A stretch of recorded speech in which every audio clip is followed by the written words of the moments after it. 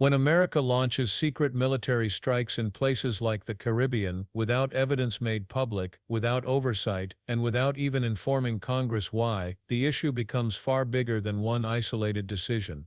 It becomes a question of democracy itself. Senator Tim Kaine is not simply nitpicking legal technicalities, he is demanding answers about whether unchecked executive power is eroding the very foundation of the Constitution, and whether these actions are making the country less safe instead of more secure. His warnings are rooted in history, grounded in the present, and aimed at the future of how America decides when and where to use force. Senator Kaine, you're recognized. Thank you, Mr. Chair. I'll just continue the line of, not inquiry, because I don't have a question about this, but I just want to follow up on Senator Slotkin. 25 of us in the Senate wrote a letter to the President a week ago, and we asked questions about these operations in the Caribbean. Give us the evidence that these boats were carrying drugs. Tell us who was on the boats. Tell us what your legal authority was to take a military strike that had not been authorized by Congress. The question that I really want to know is, why did you decide to attack rather than interdict? If you interdict a drug boat, you get evidence. You seize the drugs, but you also get evidence by having access to people, and often it's that evidence that leads you to be able to go after the kingpins and the real, muscle behind these operators. If you attack a boat and destroy it, it makes an impact, but you don't get the evidence. It may actually be counterproductive in fighting narco-trafficking to destroy a boat rather than seize it. And if you know where it is enough to destroy it, you could have seized it. We asked the President to give Congress answers to these questions, which are fundamental questions about an Article I branch's responsibility to be engaged in decisions about military action. We gave the White House 7 days to answer. These are not hard questions. They've not answered. The 7 days expired yesterday. We have no indication that they will answer. And that's likely to lead to a war powers resolution and a required vote in Congress. And sometimes when a vote is required, the administration will begrudgingly provide information. I credit what Senator Wicker said. Each of you have indicated that you will provide information to Congress. But on a basic question as fundamental as should the United States be engaging in military action, putting the lives of our men and women who serve at some risk, the Article II branch shouldn't stiff-arm the Article I branch, and that's what's happening right now. And that's why I'm sure Senator Slotkin and so many other members of the committee are very, very concerned. There might be answers to these questions that would satisfy us. But I can tell you when the questions are not answered, we end up with some real suspicion about why they're not being answered. Mr. Morgan, I want to ask you this question. I know many have asked you questions about sort of the independence of the IG role. The ranking member talked about the administration's decisions to fire IGs right out of the gate has caused folks to have a little bit of concern about this. Assure the committee, assure me that you will be independent and that you will also keep Congress informed, as IG should, of the work that you're doing. Senator Kaine, thank you for the question. Thank you for the opportunity to meet with you yesterday. I really enjoyed our session. You have my personal pledge to be independent and objective, and the statute itself, the Inspector General Act, provides certain safeguards to ensure the independence of the Inspector General, the ability to initiate an investigation on the own determination of the Inspector General that it's necessary, and also if a secretary determines that an investigation is not warranted and it's not being blocked for national security reasons, the Inspector General can still go ahead with that investigation. So I pledge to you to follow the letter and tenor of the statute. Thank you for that. One other question. You would be the IG of the largest IG operation in the U.S. government. I guess you kind of compete with HHS, but I think you're probably the largest. And I believe that the complement of employees in the DoD IG is about 1,500. I asked you the question yesterday, how many of those IG employees have accepted the resign offer, and how much is that likely to shrink the workforce of your office? After I left your office yesterday, I got the answer to that question. So the workforce had a high water mark of 1,800 as a result of the deferred resignation program. It's been reduced by 200. So down to 1,600. Yes. And then Thank you there for have been that. some people that have been subject to the layoffs of probationary employees. Thank you. I don't have the number for that. But that's helpful. Mr. Anderson, I'm going to ask you a question for the record because I think it's probably better that it's just not be on the fly. So I'll submit it, but I'll tell you what it's about. The GAO did a report in November of '24 about high-risk training oversight, and they recommended that Special Forces take a number of actions to reduce injuries and even fatalities in high-risk training operations. That was about a year ago, and a number of the recommendations have not yet been implemented. So I'm going to ask a question for the record about what you might do, should you be confirmed, to implement those recommendations so that we can continue to do appropriate training but bring down the risk of injury to our troops and special forces. And so I'll submit that for the record to you. Thank you. The controversy began with reports of U.S. strikes against boats in the Caribbean suspected of drug trafficking. At first glance, the move might look decisive, swift action to eliminate a threat before it reaches American shores. But Kaine raised a critical point: destroying the boats might create a spectacle of strength, yet it simultaneously erases the very evidence needed to dismantle larger networks. By choosing destruction over interdiction, the U.S. government denied itself access to intelligence, prosecutions, and the ability to trace cartels back to their leadership. In other words, what looks like power on the surface could be weakness underneath. If the goal is to defeat drug trafficking organizations, seizing people, gathering documents, and analyzing captured contraband are far more effective in the long run than blowing up vessels on open water.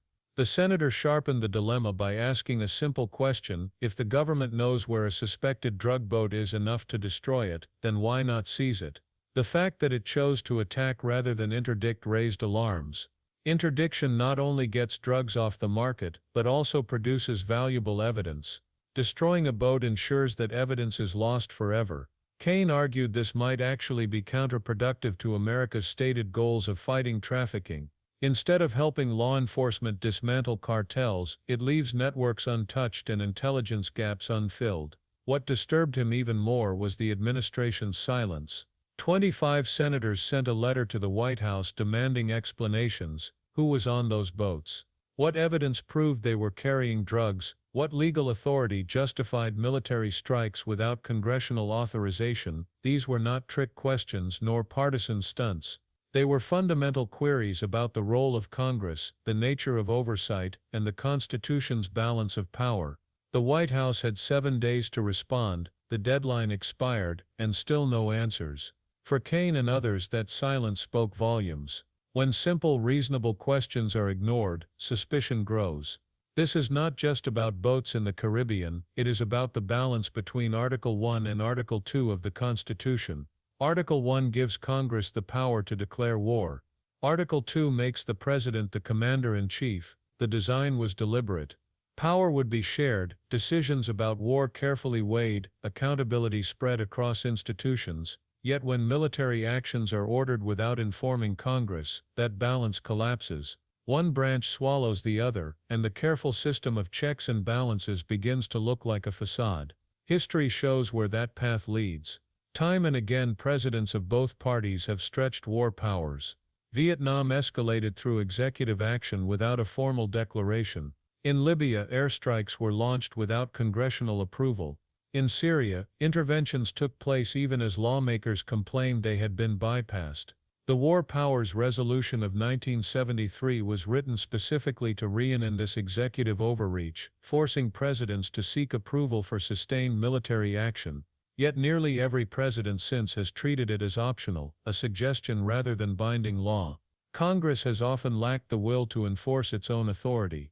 Kaine's warnings highlight how dangerous this precedent is becoming. If each administration stretches the limits a little further, soon there will be no limits left. The short-term consequences of the Caribbean strikes are worrying enough, but the long-term consequences could be devastating. By burning evidence and silencing oversight, the government risks not only undermining prosecutions but also eroding trust in democratic institutions.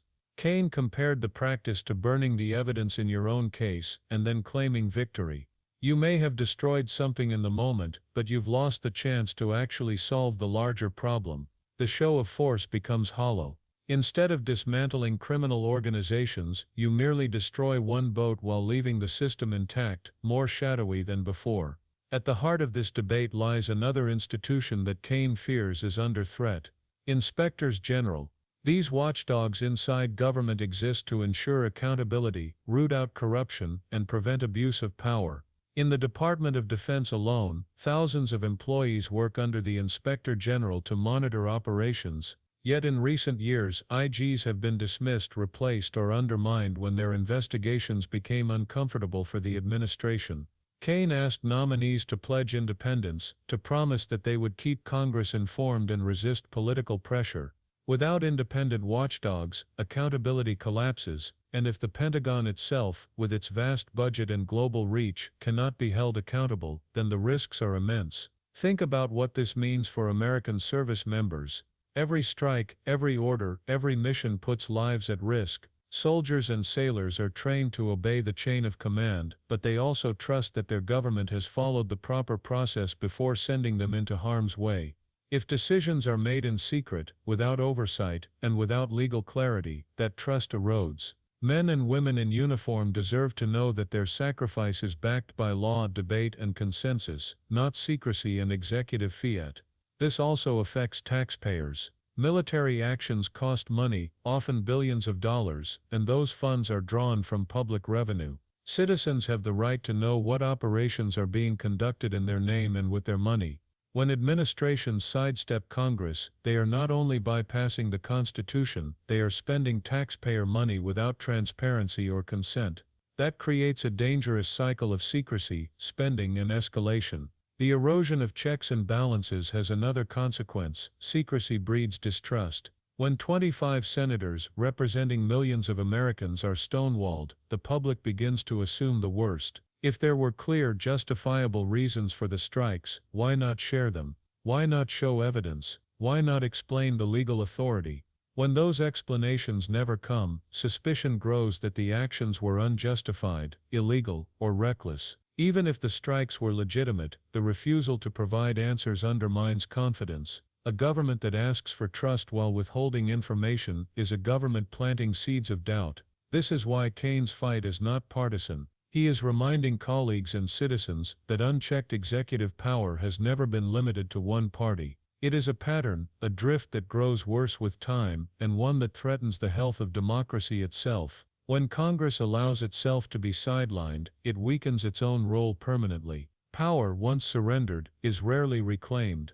The longer lawmakers tolerate silence, the harder it becomes to restore oversight. It is also why debates like this matter far beyond Washington. Citizens often tune out talk of war powers resolutions or Article 4, thinking these are abstract legal debates, but they are not abstract. They decide whether soldiers go to war, whether billions are spent, whether democracy survives. The balance of power between Congress and the President is not a technicality, it is the core of the American system. When that balance tilts too far in one direction, the results have been disastrous: quagmires abroad, secrecy at home, and erosion of trust in institutions. Consider the parallels in history. In Vietnam, secrecy and executive overreach led to years of war without a declaration, tens of thousands of lives lost, and a crisis of confidence in government. In more recent decades, interventions in the Middle East have stretched constitutional limits, leaving Americans questioning why wars drag on without clear authorization. Each time oversight is ignored, the same cycle repeats: action first, justification later, accountability never.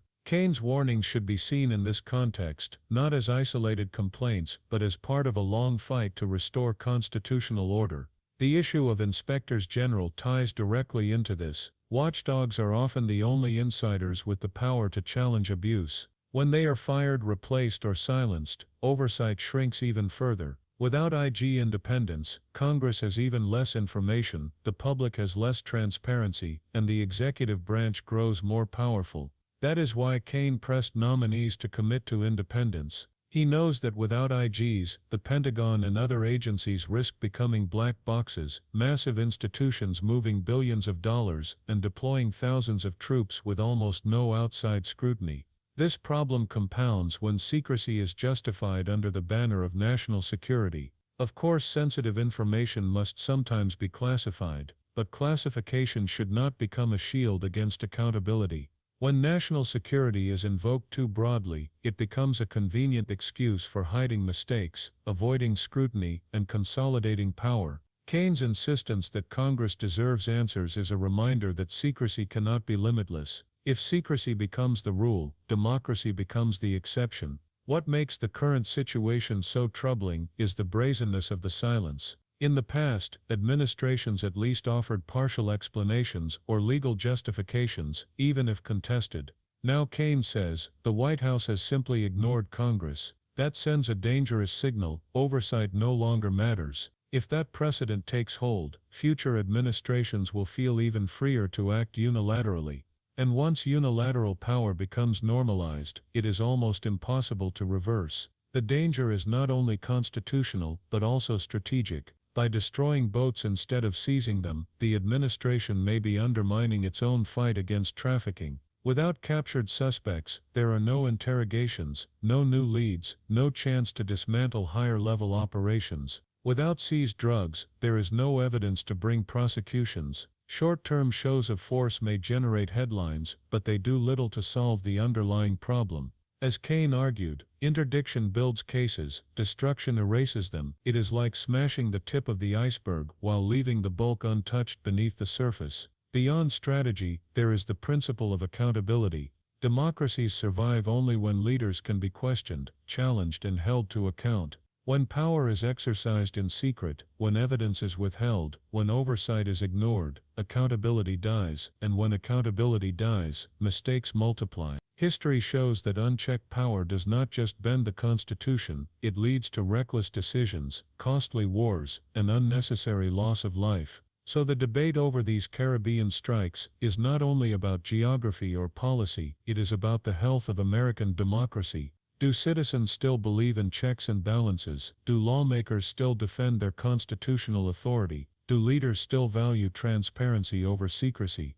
These questions matter because once trust is broken, it is hard to restore. Senator Kaine's voice is one among many, but it carries urgency. He is warning that democracy weakens not in sudden blows but in slow erosion, one strike at a time, one unanswered question at a time, one silenced watchdog at a time. Citizens may not notice immediately, but over years the damage becomes clear: a Congress sidelined, a presidency inflated, and a people left in the dark. That is why these debates should matter to every American, regardless of political leaning. The stakes are not abstract, they involve service members risking their lives, taxpayers funding secret operations, and a constitution designed to prevent exactly this kind of concentration of power. If leaders can act militarily without oversight, if watchdogs can be silenced, if Congress can be ignored, then the very principles of accountability and democracy are weakened.